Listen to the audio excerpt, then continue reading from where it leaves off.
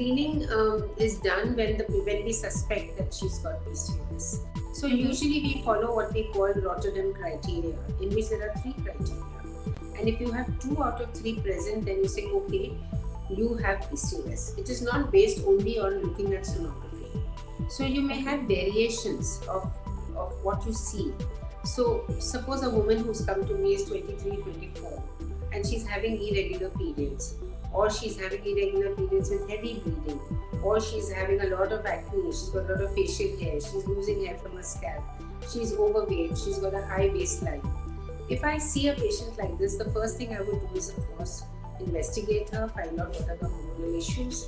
I would also ask her to go into a lifestyle change with exercise, eating healthy, getting rid of some of the weight, correcting all the hormone balances. And then, of course, if she's still not responding to treatment, then we would say that, okay, of course, whilst we have been doing the test, we have done the ultrasound. We do the ultrasound on 4th or 5th day of the period.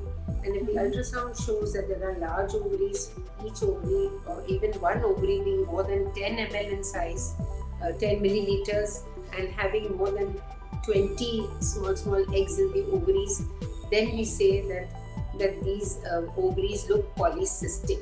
What we call it polycystic morphology, means it looks polycystic.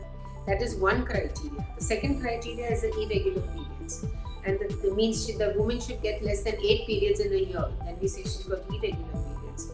And the third diagnostic factor is if she's got any evidence of extra male hormones in terms of upper lip having thick hair, chin, beard area, in the middle line of the chest, around the nipples, lower abdomen, the midline, areas where normally men have hair. And this hair has to be thick hair, just like you have in a mustache, you have in an eyebrow. It's like this. And if she has such hair, that is it, or she has a lot of acne, or some acne, or if she's losing hair from her scalp, all these are signs of high male hormone in her body. The blood picture may not show it, but clinically, if you see it, it's enough.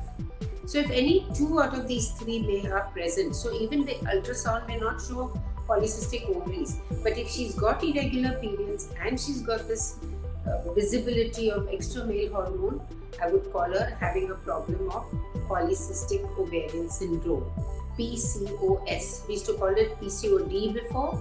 No longer do we call it PCOD because it's not a disease, it's a syndrome. It's not something which we can cure by giving some tablets. It's not like TB, I give anti-TB drugs, I cure it. It's not like malaria, I give anti-malarials, it gets cured. No, it's a syndrome. And it's a reproductive, metabolic, it's a very, very complicated thing which people are still trying to figure out why it happens. We know what happens, but we know exactly what happens. So in short, if 2 out of 3, but if you have a young girl who's less than 18, we never make a diagnosis of polycystic ovaries unless all 3 factors are present.